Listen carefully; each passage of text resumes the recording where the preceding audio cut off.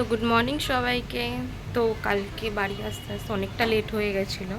তো আমার বেজে গেছিলো 1:45 ছিল।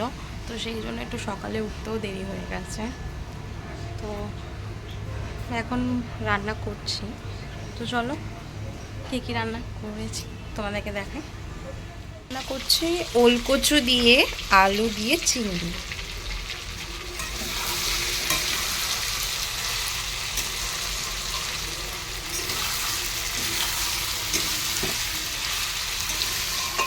রান্না করেছি হচ্ছে লোটে মাছ, আর এখানে হচ্ছে পেঁপের চাটনি। তো আজকে এইগুলোই রান্না করেছি। তো এখন বিকেল 4টে। তো দোকানে গেছিলাম, দোকান থেকে এসে স্নান করলাম। তো আজকে আমি পুজো দিইনি, আজকে বাবা পুজো দিয়েছে। যেহেতু অমাবস্যা, ওই জন্য বাবা করবো, আমি দেবো। ঠিক আছে, তাহলে তুমি দাও। তো খেয়ে দিয়ে এখন একটা পার্সেল দেখাবো। তো আমরা খাওয়া দাওয়া হয়ে গেছে, এখন একটা পার্সেল দেবো। সকালেই পার্সেলটা এসেছিলো, তো খুলেছিলাম, বাট ভিডিওটা করা হয়নি। তো এর জন্য এখন ভিডিওটা করবো। তো চলো কী এসছে দেখতে দেখাই। তো এটাই পার্সেল এসছে, যে মেহেন্দি পরার যে উডেন ব্লকগুলো হয় সেগুলোই এসছে। তো এর মধ্যে 9টা আছে। এগুলো এতটা কালো আসেনি, এগুলো একদম ফ্যাকাশে কালার এসেছিলো।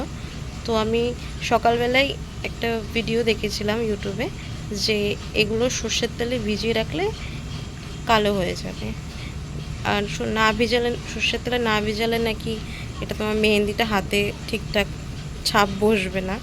তো ওর জন্য আমি সকালবেলায় কাজটা করে রেখেছিলাম।